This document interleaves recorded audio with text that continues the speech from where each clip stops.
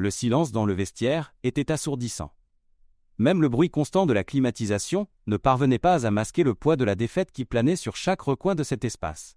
Kylian Mbappé restait assis sur le banc de bois, portant encore l'uniforme bleu de l'équipe de France, qui semblait maintenant peser lourd, comme du plomb contre sa peau. La sueur avait séché depuis longtemps, ne laissant que le sel cristallisé sur son front et le goût amer de la déception dans sa bouche. Ses crampons Nike personnalisés, ceux avec les initiales KM brodées en or, et qui coûtaient plus que ce que de nombreuses familles françaises gagnaient en un mois, étaient sales d'herbe et de terre. Il les fixait comme s'ils étaient coupables de la défaite de 3-0, qui avait éliminé la France du championnat d'Europe de manière humiliante et précoce. À 26 ans, Kylian Mbappé avait conquis pratiquement tout ce qu'un joueur de football pouvait rêver. Une Coupe du Monde à 19 ans où il avait marqué 4 buts et avait été élu meilleur jeune joueur du tournoi. 2 Ligues des Champions consécutives avec le Paris Saint-Germain. Un ballon d'or qui décorait sa maison à Neuilly-sur-Seine. Des contrats de plusieurs millions qui faisaient de lui l'un des athlètes les mieux payés de la planète. Mais cette nuit froide d'octobre à Paris, au Stade de France, devant 80 000 Français qui avaient crié son nom avec espoir pendant 90 minutes, il se sentait exactement comme le garçon de 12 ans qui pleurait dans le vestiaire de l'école à Bondy après avoir perdu la finale du championnat local. « Capitaine ?» La voix hésitante de Théo Hernandez coupa le silence comme une lame. Le latéral gauche se tenait dans l'embrasure de la porte du vestiaire, encore vêtu de l'uniforme trempé de sueur, les yeux rouges d'épuisement et de déception. La presse, ils attendent depuis 40 minutes. Kylian hocha lentement la tête, mais ses muscles semblaient avoir oublié comment bouger. Comment expliquer aux 67 millions de Français qui avaient arrêté leur vie pour regarder le match qu'il avait gaspillé non pas une, mais 3 occasions nettes de but. La première à la 23e minute, quand il avait reçu une passe parfaite de Griezmann dans la surface et avait tiré à côté de seulement 15 cm. La seconde au début de la seconde période, un face-à-face avec le gardien qui s'était terminé par sa frappe qui avait touché le poteau droit avec un son métallique qui résonnait encore dans ses oreilles. Et la troisième, la plus douloureuse de toutes, à la 85e minute, quand le gardien anglais Jordan Pickford avait réussi un arrêt miraculeux sur un tir qui semblait destiné au fond des filets. « Donnez-moi 10 minutes !» murmura Kylian à Théo, sa voix sortant rauque et presque inaudible. Théo acquiesça avec compréhension et ferma la porte avec précaution, laissant Kylian seul avec ses démons. Il ferma les yeux et tenta de contrôler sa respiration en utilisant la technique que le psychologue sportif de l'équipe nationale lui avait enseignée. Inspirer pendant 4 secondes, retenir pendant 4, expirer pendant 4. Mais chaque fois qu'il essayait de se concentrer, les images du match revenaient comme des flashs d'un film d'horreur. Le visage déçu de Didier Deschamps sur le banc de touche. La célébration exagérée des joueurs anglais. La larme solitaire qui avait coulé sur le visage d'Antoine Griezmann quand l'arbitre avait sifflé la fin du match. Il se souvint des paroles de son père, Wilfried, avant le match. Ils étaient dans le couloir de l'hôtel, et son père avait tenu ses épaules de ses mains calleuses, marquées par des années de travail comme technicien informatique. « Peu importe le résultat, mon fils. Tu nous as déjà donné plus de joie qu'une famille de Bondy pouvait rêver d'en avoir. Ta mère et moi sommes déjà les parents les plus fiers de France. » Mais à ce moment-là, assis dans ce vestiaire qui sentait le liniment et la déception, ses mots semblaient vides face à l'ampleur de l'échec qu'il portait sur ses épaules. Le vestiaire du Stade de France, qui 2 heures plus tôt bouillonnait d'énergie et d'attente, était maintenant presque vide. Ses coéquipiers étaient partis un par un, chacun portant son propre poids de la défaite en silence. Griezmann avait donné une tape affectueuse sur son épaule avant de partir, murmurant quelque chose sur « d'autres opportunités à venir » avant de disparaître par la porte. Olivier Giroud, à 37 ans, avait serré Kylian dans ses bras pendant un long moment, tous deux sachant que c'était probablement la dernière chance de l'attaquant vétéran de remporter un titre européen. Raphaël Varane avait été le dernier à sortir, s'arrêtant devant Kylian avec le visage marqué par la fatigue et la douleur d'une énième élimination précoce. « Ce n'est pas ta faute, Kylian, nous sommes une équipe, nous gagnons ensemble et nous perdons ensemble. » Mais même les mots du respecté capitaine de la défense ne parvenaient pas à effacer la sensation qu'il avait failli dans les moments où cela comptait le plus. Quand il réussit finalement à rassembler ses forces pour se lever, Kylian marcha jusqu'au miroir, qui couvrait un mur entier du vestiaire. Le reflet qui le regardait en retour était méconnaissable. Les yeux, normalement brillants et pleins de confiance, étaient ternes et injectés de sang. Les cheveux, toujours parfaitement coiffés avant les matchs, étaient ébouriffés et collés au front par la sueur séchée. Pour la première fois depuis des années, il se voyait non pas comme Kylian Mbappé, la star mondiale du football, mais comme le garçon peu sûr de lui de Bondy qu'il avait toujours porté en lui. La conférence de presse fut un brouillard de questions cinglantes et de réponses automatiques qui sortaient de sa bouche comme un pilote automatique. « J'assume toute la responsabilité du résultat. L'équipe a tout donné, mais ce n'était pas suffisant aujourd'hui. Nous apprendrons de cette expérience. Des phrases creuses qu'il avait entendues des milliers de joueurs répéter au fil des ans, sortant maintenant de ses propres lèvres comme un mantra désespéré. Les journalistes étaient impitoyables. Pierre Dubois, de l'équipe, un homme de 50 ans avec une barbe grisonnante qui couvrait le football français depuis 3 décennies, posa la question que Kylian redoutait le plus. « Kylian, vous avez raté 3 occasions nettes aujourd'hui. Comment expliquez-vous cela aux supporters français qui ont placé toute leur confiance en vous ?» La question fut comme un coup de poing dans l'estomac. Kylian regarda directement la caméra de télévision, sachant que des millions de Français regardaient chez eux, ressentant probablement la même douleur qu'il portait dans sa poitrine. Il n'y a aucune explication qui puisse diminuer la douleur que nous ressentons tous maintenant. J'ai échoué. C'est aussi simple que cela. Et je porterai cette responsabilité avec moi. Marie Blanchard, de France Football, une journaliste qui avait couvert toute sa carrière depuis l'époque de Monaco, tenta une approche plus douce. Kylian, vous êtes encore jeune. Comment comptez-vous gérer cette déception ? L'âge n'a pas d'importance quand vous avez la responsabilité de représenter votre pays, répondit-il, sa voix se brisant légèrement. Aujourd'hui, je n'ai pas été à la hauteur de cette responsabilité. Quand il réussit finalement à s'échapper de la salle de presse, Kylian marcha dans les couloirs labyrinthiques du stade, avec des pas lourds qui résonnaient contre les murs de béton. Ses agents, Delphine Verheyden et Sébastien Ledur, avaient insisté pour qu'il sorte par l'entrée de service pour éviter tout contact avec les supporters qui pourraient encore attendre dehors. Il vaut mieux laisser les émotions se calmer, avait dit Delphine, inquiète des possibles réactions négatives des fans déçus. Mais Kylian avait catégoriquement refusé. S'il avait déçu son pays, s'il avait échoué au moment où ils avaient le plus besoin de lui, au moins ferait-il face aux conséquences. Il ne sortirait pas en se cachant comme un voleur dans la nuit.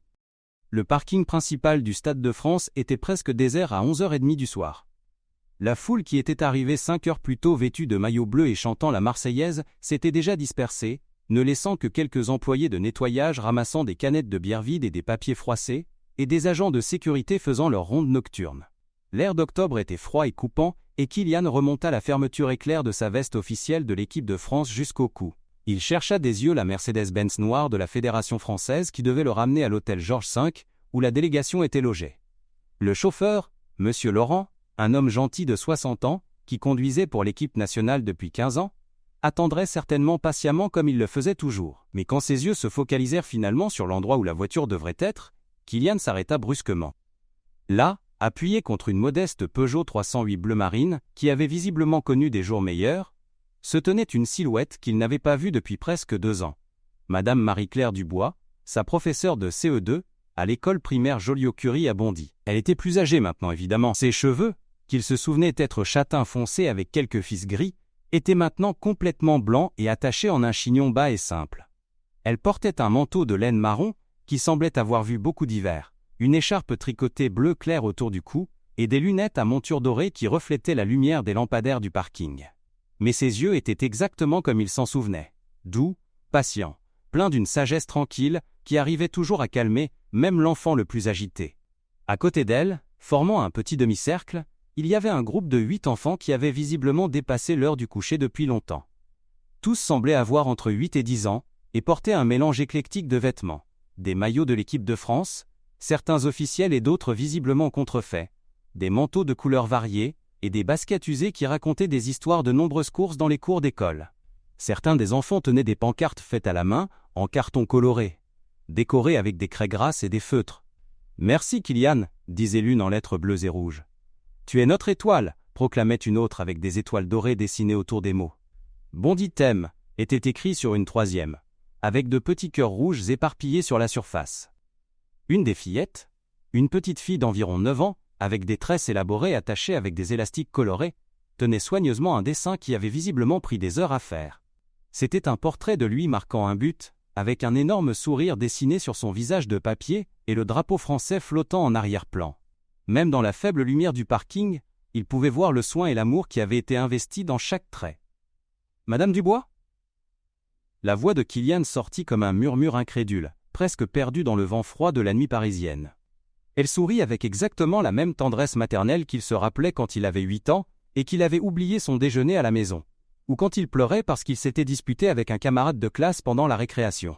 C'était un sourire qui disait « Tout va bien, je suis là », sans avoir besoin de mots. « Bonsoir Kylian », dit-elle, sa voix portant le même ton chaleureux et réconfortant qui avait calmé des milliers d'enfants au cours de 4 décennies d'enseignement. « J'espère que vous ne nous en voulez pas pour la surprise.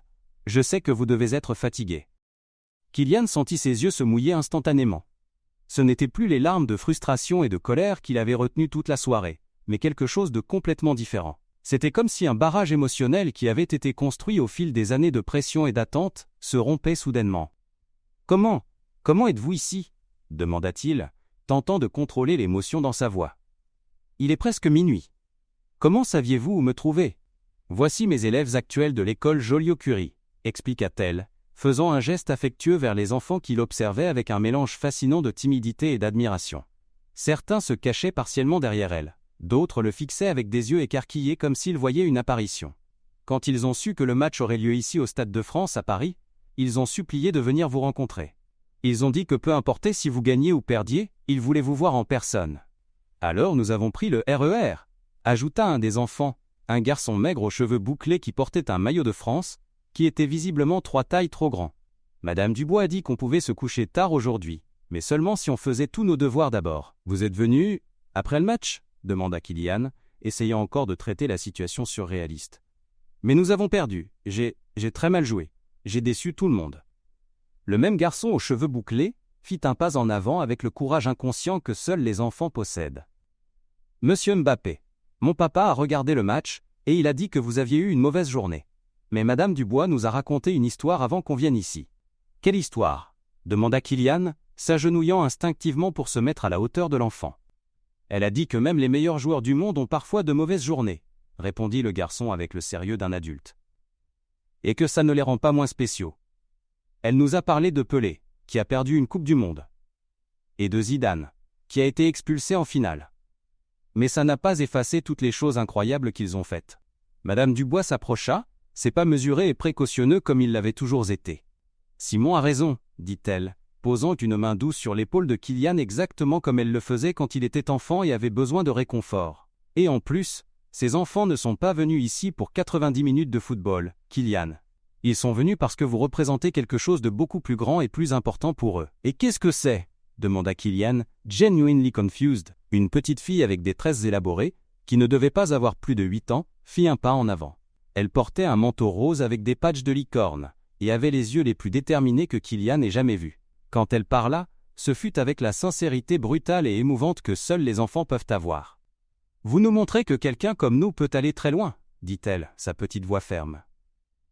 Ma maman travaille en nettoyant des immeubles la nuit, et elle me dit toujours que si Kylian a réussi à partir de Bondy, et à jouer dans le monde entier, à représenter la France, à gagner de beaux trophées, alors moi aussi je peux réaliser mes rêves, peu importe à quel point ils sont grands. Kylian eut l'impression de recevoir un coup de poing dans la poitrine, mais cette fois pas de douleur, mais d'une émotion profonde et purifiante qu'il n'arrivait pas à nommer. « Et quels sont tes rêves ?» demanda-t-il, sa voix sortant plus douce qu'elle ne l'avait fait depuis des heures. « Je veux être médecin, » répondit-elle sans hésiter, avec une conviction qui pourrait déplacer des montagnes. Pour aider les gens comme ma grand-mère, qui est toujours malade mais ne peut pas se payer les médicaments chers. Je veux que personne ne meure juste parce qu'il n'a pas d'argent. Moi je veux être professeur comme Madame Dubois, dit Simon, le garçon aux cheveux bouclés, pointant avec admiration vers sa maîtresse. Pour enseigner à d'autres enfants qu'ils peuvent être tout ce qu'ils veulent. Moi je veux construire des maisons, ajouta un autre garçon, un peu plus grand que les autres, avec de petites lunettes et une voix déterminée. Des belles maisons sûres pour les gens qui n'ont pas un bon logement, comme mon cousin, qui habite dans un appartement très petit avec 6 personnes. « Et moi je veux jouer au foot comme vous !»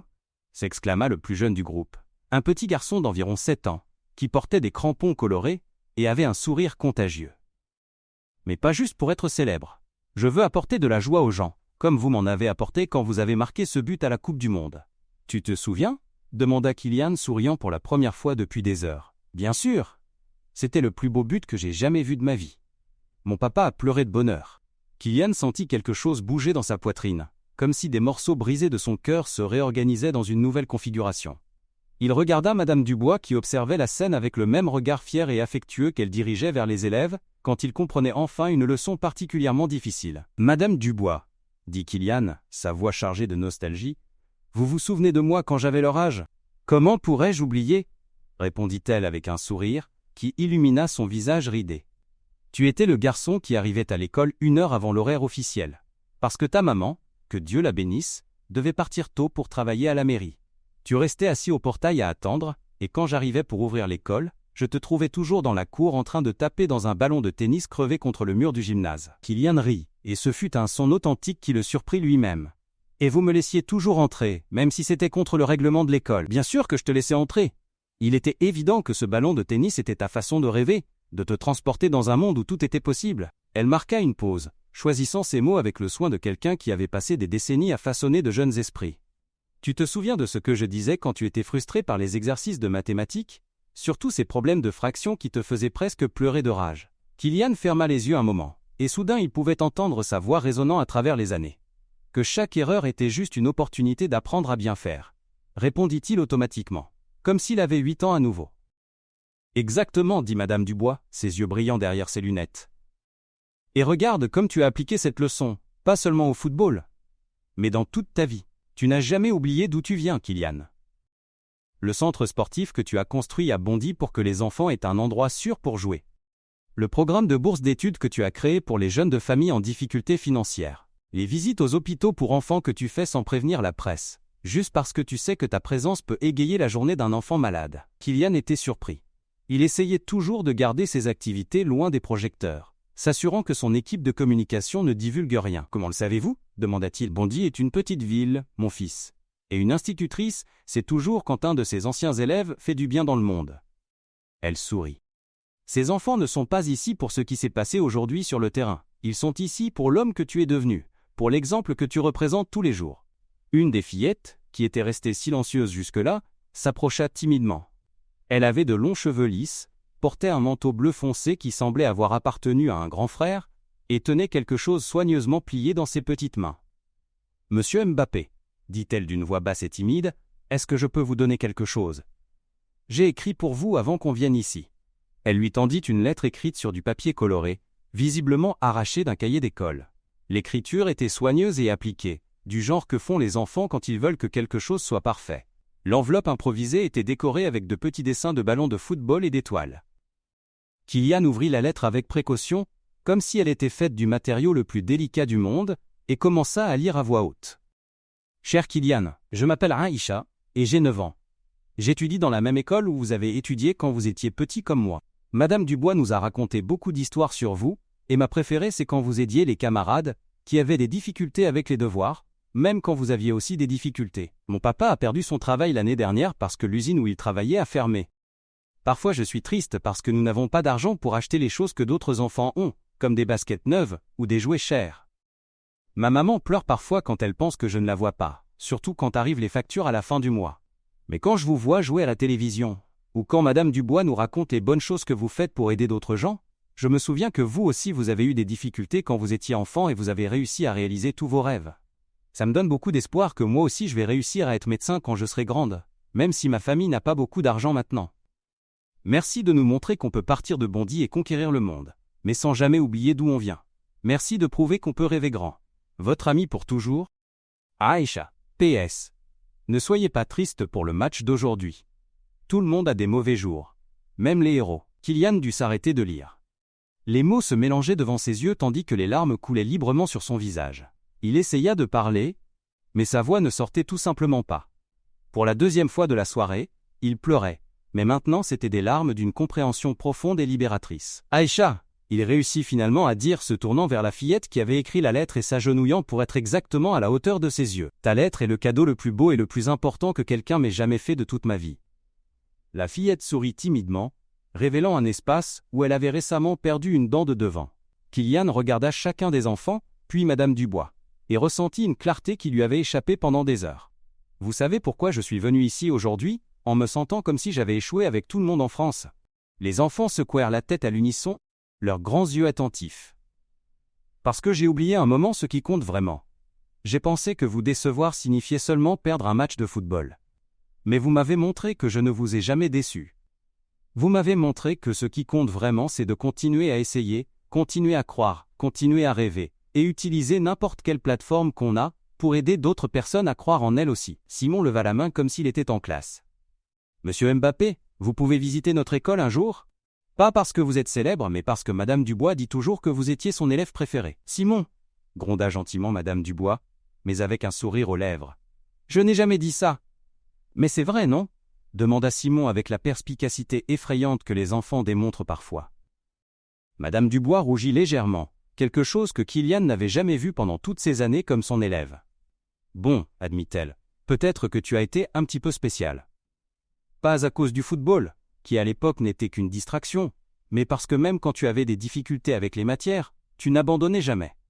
Et surtout parce que tu aidais toujours les camarades qui avaient plus de difficultés que toi. Kylian se souvint instantanément de Marie-Claire Bertrand, une fille timide qui avait toujours des problèmes avec la dictée, et qui l'aidait pendant la récréation. Et d'Adrien Moreau, qui n'arrivait pas à lasser ses chaussures et que Kylian avait patiemment enseigné jusqu'à ce qu'il y arrive seul.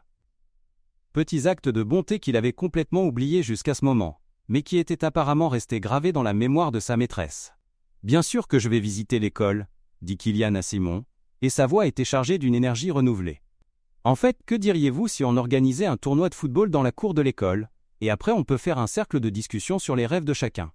Je peux amener quelques-uns de mes coéquipiers de l'équipe nationale aussi. Je suis sûr qu'ils adoreraient vous rencontrer. » « Sérieusement ?»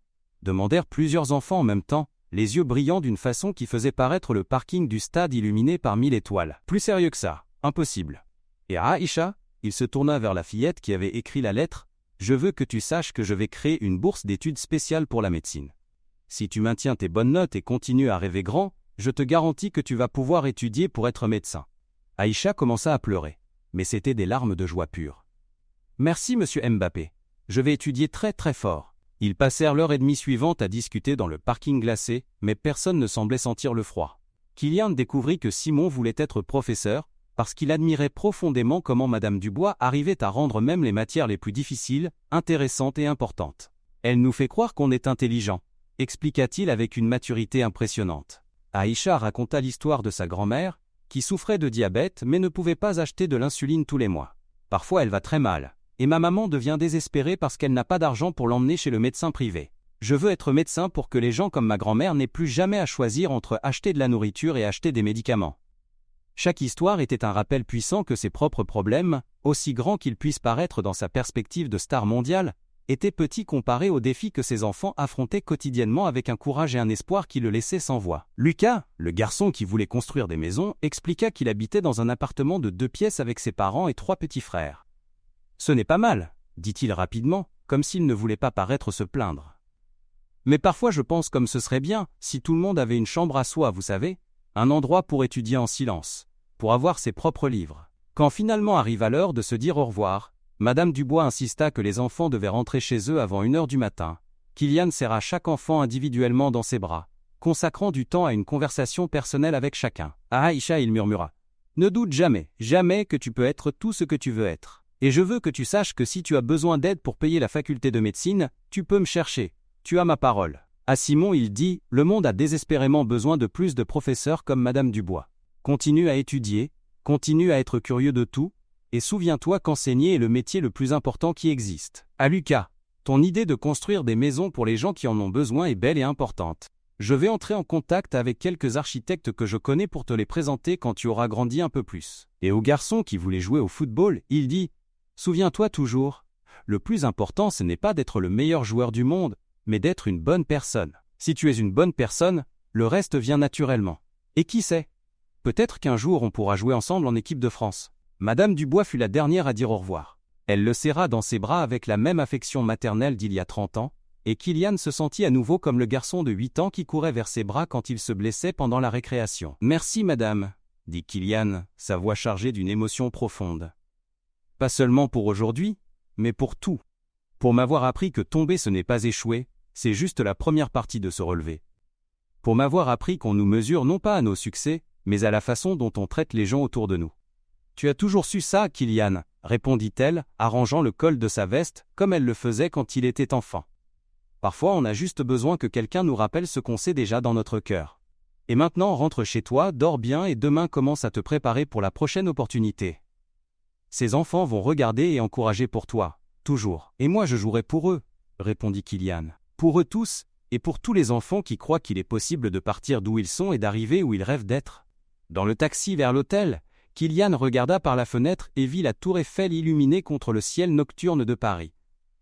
La ville qui avait été témoin de sa plus grande déception professionnelle quelques heures plus tôt, semblait soudain complètement différente. Perdre le match faisait encore mal, moins ça ferait toujours mal. Mais la douleur était maintenant mélangée avec quelque chose de beaucoup plus puissant, un but renouvelé et une compréhension profonde de ce que signifiait vraiment être un héros. Il prit son iPhone et commença à taper des messages. Le premier fut pour son assistant personnel. « Philippe, s'il vous plaît, programmez une réunion urgente avec toute l'équipe de la Fondation demain à 9 h. Je veux tripler nos investissements dans les programmes éducationnels à Bondy et étendre le programme de bourse d'études. Et programmer une visite officielle à l'école Joliot-Curie pour lundi prochain. Je vais emmener Griezmann, Giroud et quelques autres avec moi. » Le deuxième message fut pour Madame Dubois. « Merci pour tout. Aujourd'hui et toujours. Vous m'avez rappelé pourquoi j'ai commencé à jouer au football. Pas pour la gloire ou l'argent, mais pour la joie pure de rêver et d'inspirer d'autres à rêver aussi. On se voit à l'école lundi. Je vais apporter une surprise spéciale pour les enfants. » Le troisième fut pour ses parents. « Maman, papa, je sais que vous devez être inquiets pour moi après le match. Je veux que vous sachiez que je vais bien. Plus que bien. Aujourd'hui, j'ai appris que parfois on doit perdre quelque chose d'important pour se rappeler de ce qui est vraiment important dans la vie. Je vous aime. » Et finalement un message dans le groupe de l'équipe de France. « Frères, je sais qu'on souffre tous aujourd'hui. Mais je veux que vous sachiez que cette défaite ne définit pas qui nous sommes. Nous sommes plus que des joueurs de football. Nous sommes des exemples, nous sommes de l'inspiration, nous sommes de l'espoir pour des millions de gens. Utilisons cette douleur pour devenir meilleurs, sur et en dehors des terrains. » Cette nuit-là, pour la première fois en plus de 24 heures, Kylian Mbappé dormit d'un sommeil profond et paisible. Non pas parce qu'il avait oublié la défaite, elle était toujours là, et le serait toujours, comme une cicatrice qui lui rappellerait l'importance de chaque opportunité, mais parce qu'il avait compris une vérité fondamentale. Parfois, nos plus grandes victoires viennent déguisées en nos défaites les plus douloureuses, et que le vrai succès ne se mesure pas en trophées gardés sur des étagères dorées, mais dans les vies qu'on touche, les espoirs qu'on nourrit, et la capacité qu'on a de transformer notre propre douleur en force pour aider d'autres à croire que tout est possible. La défaite de 3-0 était toujours là, enregistrée pour toujours dans les livres d'histoire du football. Mais maintenant elle n'était qu'une petite partie d'une histoire beaucoup plus grande, l'histoire d'un garçon de Bondy qui avait appris que tomber est humain, mais se relever et tendre la main pour aider d'autres à faire de même, c'est ce qui nous rend vraiment extraordinaires.